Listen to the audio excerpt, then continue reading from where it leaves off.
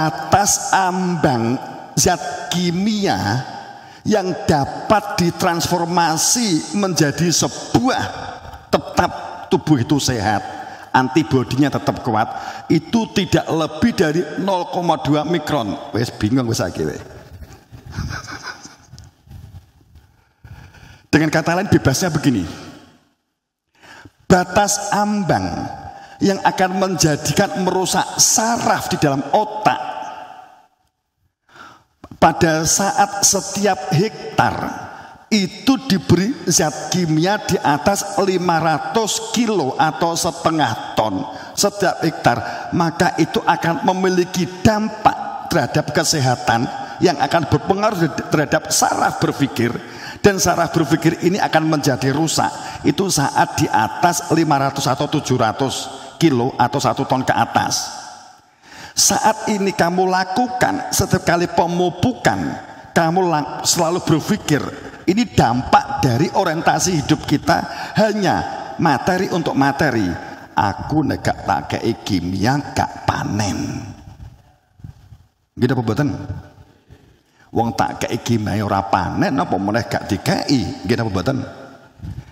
Itulah sebenarnya kemudian yang kamu suguhkan ke mereka, dituku karo mereka. Ketoke berase apik ning zat kimianya banyak, akhirnya yang dimakan merusak saraf-saraf neuron di dalam otak, dendrit rusak, amigdalanya rusak, maka mereka tidak lagi dapat berpikir jernih. Itu memang akan membentuk kepribadian siapa gue ya gue, kamu ya kamu. Kalau bisa dipersulit, kenapa harus dipermudah? Gitu. Akan tetapi diajak berpikir sulit, rumit, memikirkan orang lain tidak bisa, karena hormon yang dipicu oleh protein untuk dapat mengembangkan berpikir rasional dan nalar yang berada di otak tengah, otak anten, otak nubuah, otak kenabian, itu dimatikan oleh zat-zat kimia.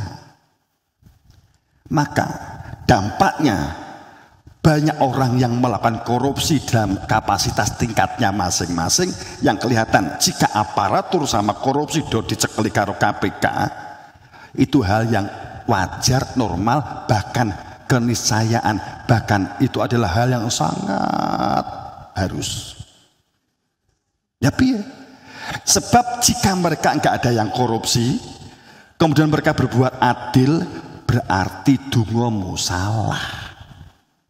Mergo dungomu kuwi adalah dungo supaya mereka tidak adil dan supaya mereka korupsi, gitu loh.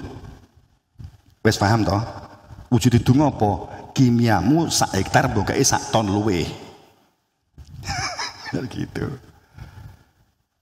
Jadi aja ngersula. Malah nek bener ngene, krungu ditangkap korupsi plek, alhamdulillah cocok. Begitu. Dijak rembuk, piye? Olah rasah mikir lah, yang penting awak dhewe kan duwite mlebu di awak dhewe, kono-kono rasa dipikir. Oh, cocok kan ngono. Itu. Kowe nemu lurahmu, nemu RT-mu, nemu RW-mu, pomo lho iki kan dana sosial untuk masyarakat, mbok dibagi ora iso, pokoke aku nek dibayar sakmene ya kowe ngekek persentase di aku lagi tak dumne. Tinggal oh cocok kan gitu kan. Sebab nek ternyata adil, gak nek sing korupsi resik menyalahi sunnah, rusak nanti malah hukum ini gitu loh, menyalahi sunnah. Inna sholat tanha al fasya wal munkar, hanya dengan sholat mencegah fasya wal munkar, itu hanya sholat. Fasya itu apa? Kita definisi guru kita ya, fahisha yang selama ini dimaknai berbuat dosa begitu saja, jahat gitu aja. Fahisha itu apa sih? Selalu mungkar, fasya itu dikaitkan dengan kemakrufan. Jadi saat ma'ruf itu dengan mungkar. Fahsya itu selalu dikaitkan dengan rasional kehidupan sosial. Artinya apa itu? Fahsya itu berkaitan hilangnya rasional, hilangnya nalar dalam mengendalikan kehidupan. Orang yang tidak memiliki nalar, hanya berpikir dirinya, hanya ego dirinya, ego sektoral, ego akademik, ego kekayaan, ego jabatan, ego baju. Pada saat ini yang terjadi, maka itulah yang disebut sebagai fahsya. Mungkar itu perilaku-perilaku pengingkaran, perilaku-perilaku tidak mengenal. Itu mungkar. Perilaku tidak ada santun-santunnya, gitu loh ya. Artinya perilaku bahwa yang dikatakan mencegah fahsya wal mungkar itu hanya sholat pencegahnya. Tapi sholat seperti apa? Sholat yang khusyuk. Khusyuk itu apa? Hadrati fi qalbi ila wajhullah. Khusyuk itu adalah adanya hati, ada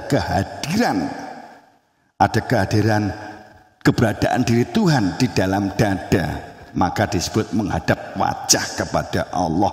Fa'akim wajhaka lidini hanifah fitratallah. Kan gitu. Ya saiki piye kualitas salate? Allahu Akbar, tempe. Berarti kualitasnya tempe. Ya wajar nek korupsi kan gitu toh. Paham ya? Allahu Akbar, jenang. Ya wajar. Allahu Akbar pemeneh duit gitu. Kualitasnya duit. Allahu Akbar widodari turafunain. Ayu wes ya kualitasnya gitu. Iki mesti tanda tanya iki. Aku memang mancing. Dia kena dewa gak apa-apa gitu lah.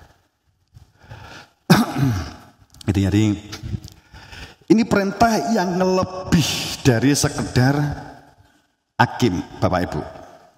Quran dalam perintah sholat itu tarokun, tarku sholat, hakim sholat, hafid sholat. Itu ya. Hakim sholat itu terjemahannya, tafsirnya itu adalah fa'alas sholat, kerjakan sholat. Mungkin apa buatan? Ya, laksanakan sholat. Ngaten nggih. Aqimi sholat itu maknanya adalah tegakkan terus menerus tiada henti sholat. Jadi artinya apa? Jika kamu memaknai sholat itu hanya ritual, berarti kamu nggak ada lerene kudu sholat. Ora trimo 50 waktu. Yang asal mula perintah sholat saat Isra Mi'raj adalah 50 waktu. Karena kalimat aqimi sholat itu terus menerus nggak ada henti. Tapi intinya sholat di mana? Khusyuk. Khusyuk dan konsentrasi beda. Kalau konsentrasi itu wilayah otak, kalau khusyuk wilayah hati. Ngerti lagi? Kalau memori itu wilayah otak untuk mengingat konsep, tapi kalau penghayatan itu wilayah jiwa, gitu. Tapi bukan wilayah ruh. Jadi, tapi kalau di sini kala lama yakdima amaroh, tidak bisa tidak seseorang dikatakan sebagai hamba jika tidak menjalankan perintah untuk memperhatikan apa yang dimakannya.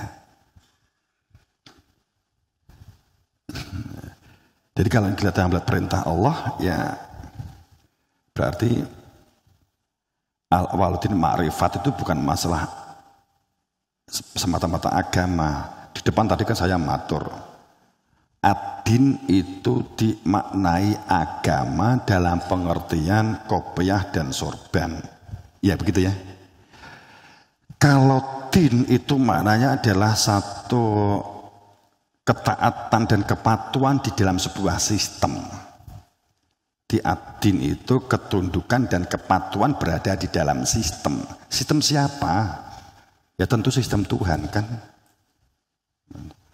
Atau dengan kata lain bahwa din itu maknanya kehidupan itu sendiri. Ad-din kehidupan berada di dalam sistem Tuhan. Mustahil kita berada di dalam sistem Tuhan kalau nggak ada utusan Tuhan. Paham ya? Nah, itu intinya Innatin indallah al-Islam. Sungguh kehidupan yang berada di dalam sistem sunnatullah dan sunnatur Rasul. Innatin indallah, di sisi Allah itu Islam. Islam itu kita maknai sebagai unsur tidak semata-mata isim, tapi sebagai pelaku karakter sifat, naat mausuf. Maka pada saat kita mengatakan innatin indallah al-Islam, maka kehidupan yang di dalam sistem yang diridhoi di sisi Allah itu akan menyelamatkan, mendamaikan, mengadilkan. Ngerti nggih? Oke.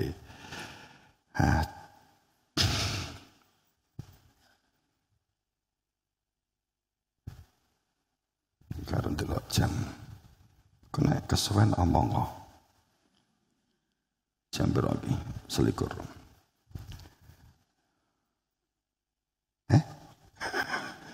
Di jam 21 ya? Jam 21 ya.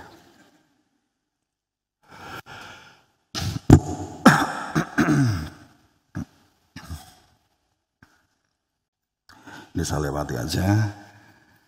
Kemudian maka untuk itu kita untuk menghindari sebuah perilaku jangan menjadi manusia yang meremehkan dan menyembelihkan serta merendahkan sesuatu dan merendahkan orang lain.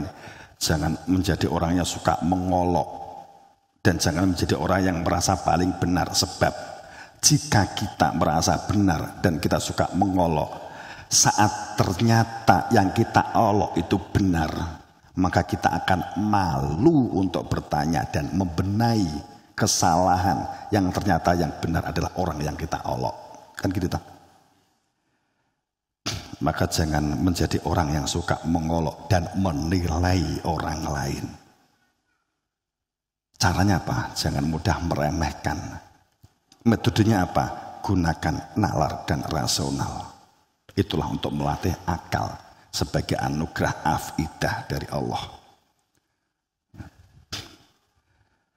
Seringkali kita menyembelihkan sesuatu yang kecil hanya karena malas, hanya karena menunda. Sebuah organisasi, kalau kita ngomong organisasi tidak berbicara besar, organisasi rumah tangga, organisasi diri kita. Seringkali kita menyembelihkan hal yang kecil, kita tunda, dokumen kita tumpuk. Akhirnya lupa semua. Leres? Betul? Misalnya kan. Dan jika sebuah sistem organisasi, database itu adalah di tata kelola administrasi, catat mencatat, itu sering kita abaikan, maka akan menjadi sesuatu yang besar di kemudian hari menjadi sulit. Saat awalnya kita sulit, pada saat awalnya kita salah, pada saat awalnya tata kelola kita salah, maka selanjutnya membenahinya akan sangat berat. Mohon maaf, diri kita. Saat awalnya kita ngelola diri kita salah, kita mengira kebenaran itu adalah pikiran kita. Kita mengira bahwa tujuan hidup itulah kehormatan dunia. Pada saat kita mengira bahwa perhatian itu adalah tujuan yang harus dipertahankan umpamanya. Kemudian kita mengira kita sekolah tujuannya adalah untuk pekerjaan. Maka saat sudah jadi sebagai sistem dalam diri kita, membenahinya akan sangat sulit. Satu saja. Pada saat kita sudah nggak bisa mengelola emosi, malas menjadi kebiasaan, maka saat sudah jadi karakter di dalam kehidupan kita, kita akan sangat sulit menghilangkan itu. Kan gitu tak? Misalkan gitu.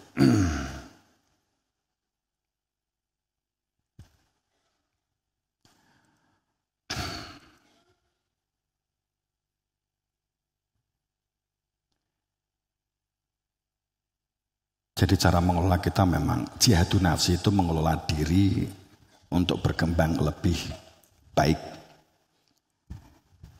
Kehidupan itulah pendidikan.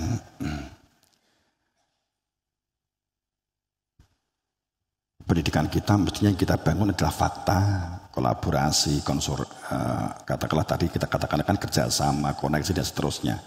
Sayang ini tidak dibentuk, dibangun secara intensif. Kurikulum kita hanya mengandalkan kognisi, konsep, dasar pijakannya sains itu adalah fakta. Tadi saya di depan matur bahwa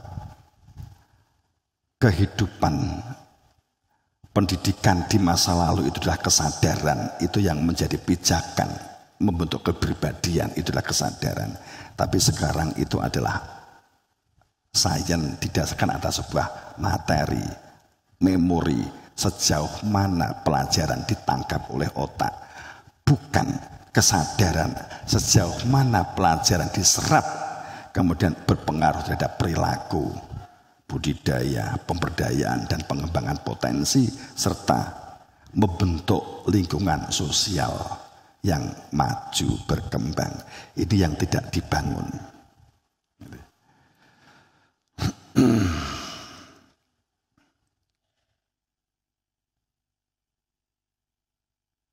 Bapak yang berbahagia, bagi mereka yang ada kehadiran Tuhan di dalam rasa hati nuraninya sangat sadar bahwa Tuhan tidak menciptakan segala sesuatu dengan sia-sia. Rabbana ma khalaqta hadzal batil.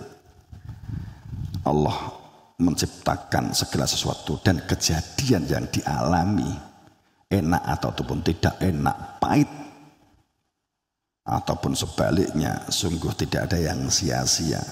Saat kita melihat orang lain yang tampak menyedihkan, orang lain yang tampak menyusahkan orang lain, yang tampak kita menjadikan tidak senang, perilaku yang menjadikan kita itu banyak mungkin menjadi kita bangkrut dan seterusnya dan sebagainya. Sungguh kejadian itu tidak ada yang sia-sia.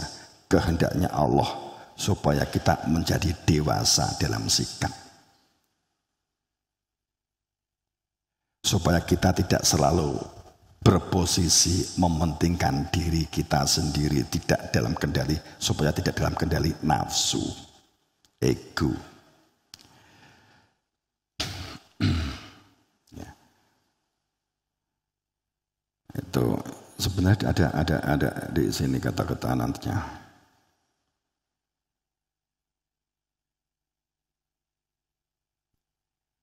Saat kita mengalami sesuatu yang menjadikan kita panik dan menjadikan kita bingung, mergo utang, panik, arep disita sama bank.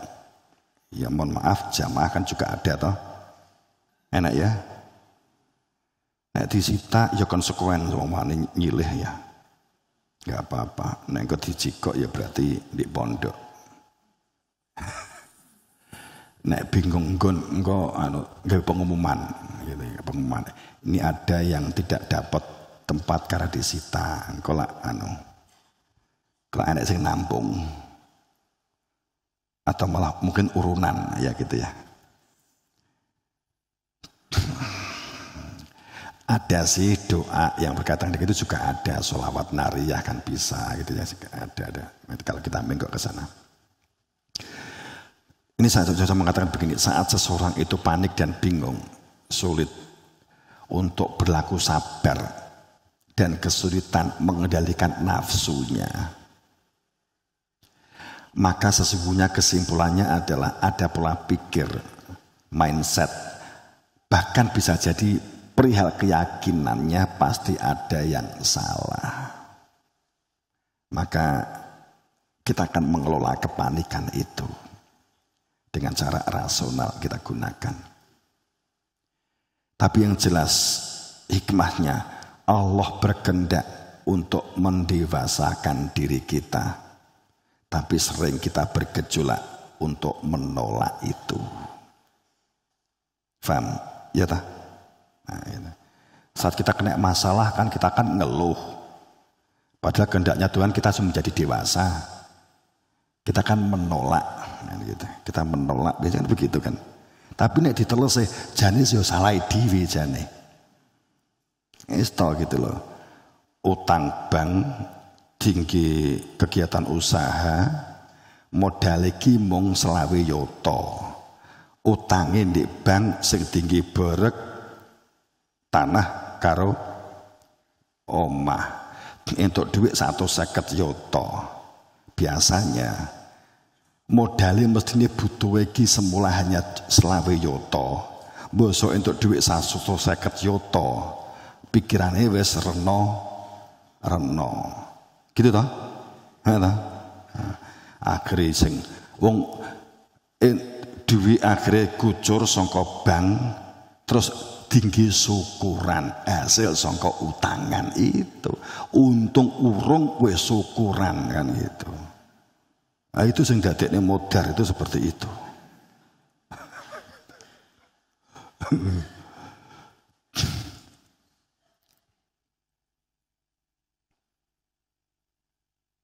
Jika kehidupan beragama tidak menjadikan damai dan tentram serta berkemajuan bagi diri seseorang dan juga keluarganya dan lingkungan bahkan dalam bangsa dan bernegara, mungkin ada yang salah dalam kita menjalani kehidupan beragama itu. Atau dengan kata lain, berarti itu adalah salah beragama kita. Sebab surga itu damai dan tentram, maka kehidupan sejak di dunia juga damai dan tentram.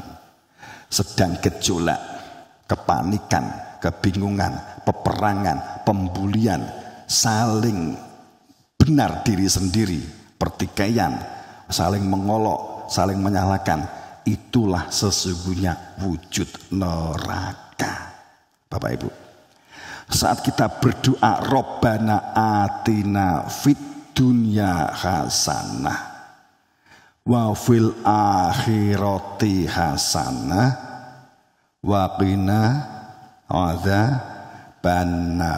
Mesti jenengan berpikirnya kan begini, Robbana atina, ya Allah, Robbana atina fid dunya, saya hidup di dunia ini, ya Allah, Robbana atina fid dunya hasanah, jadikan saya menjadi orang yang hasanah, yang baik.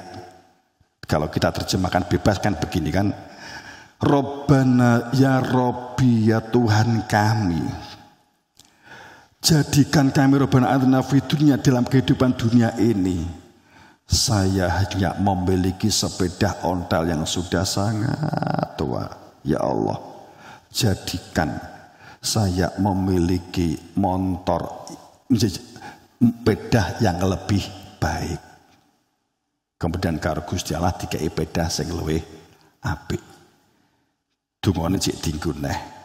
Rabbana atina ya Rabbi, ya Tuhan kami, jadikan ya Allah, mergo wis dituruti toh, sepeda ini muga-muga jadi motor ya Allah. Akhirnya jadi motor. Kundungoneh, ya Allah, montore mung montor tujuan satu ya Allah, hasanahkan ya Allah dunia kami jadi itu hasanah lah ngono toh gitu. Ning kemudian waqina adzabannar, dan cegahlah kami, reksa kami dari api neraka. Ya padha karo nek win donga arepe maem kan gitu kan. Donga maem.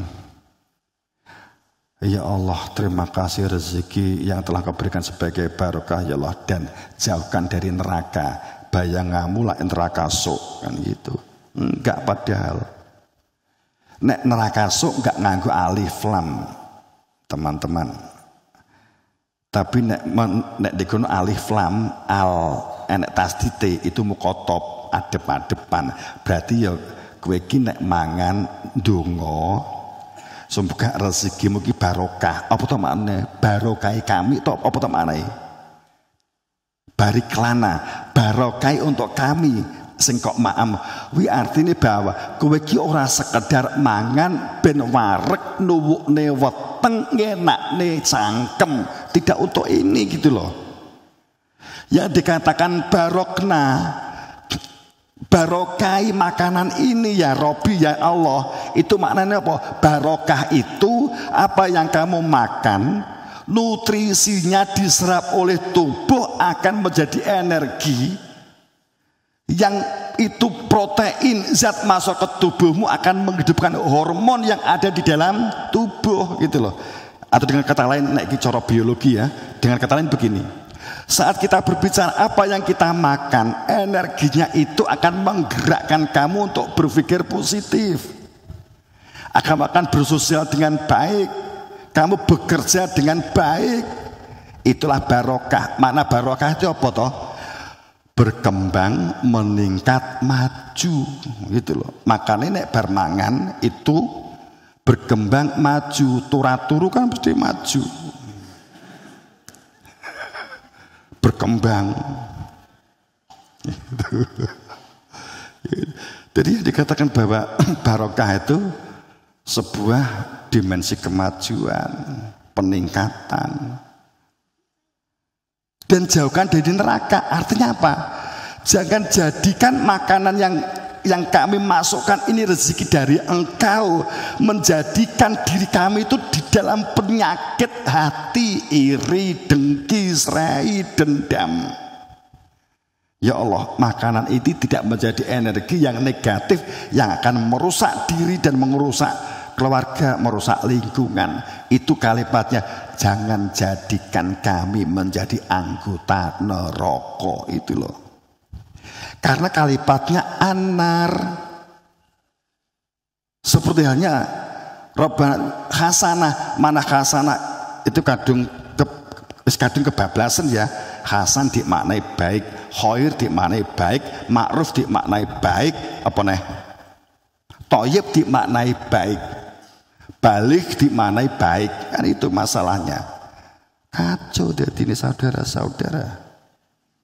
Itu ya.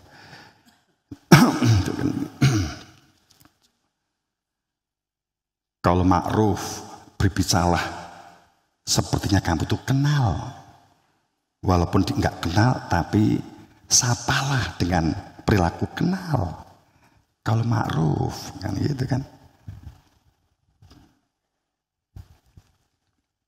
Jadi pada saat kita hasanah itu, ya Allah, jadikan Rabbana di dunia ini hasanah. Jadikan kami hasanah. Atina, tempatkan kami menjadi hasanah. Apa hasanah itu? Bukan sekedar baik. Hasanah itu orang yang mampu. Kalau dalam dimensi kehidupan sosial, hasanah itu begini. Ajur ajar. Nanti gampang menyesuaikan diri. Kalau hasanah itu melebur, ihsan itu melebur. Untuk menjadi orang-orang yang muhsin, semua aktivitas itu sadar. Hanya karena ada diri Tuhan, maka kita bisa beraktivitas. Maka itu yang kita tuju.